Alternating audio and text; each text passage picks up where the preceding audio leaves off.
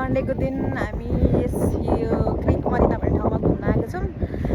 यसको लोकेसन चाहिँ दुबईको सरब डिजे यानि कि ग्रिन लाइन मेट्रो स्टेसनको लास्ट स्टेसन पर्दछ।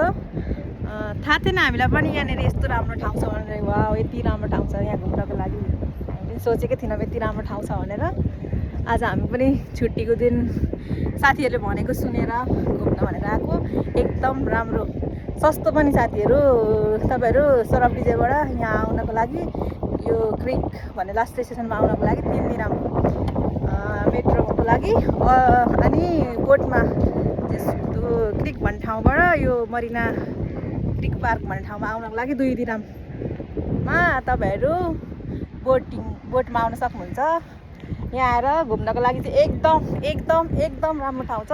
तपाईँहरू पनि कुनै दिन तपाईँहरूको छुट्टीको दिन मिलाएर आउनु होला। हामी पनि आज छुट्टीको दिन खोज्दै आएको छौँ, ठाउँ खोज्दै कस्तो रहेछ भनेर है साथीहरू। एकदम राम्रो। वाउ, तपाईँहरूलाई म बयानै गर्न सक्दिनँ। हेर्नु,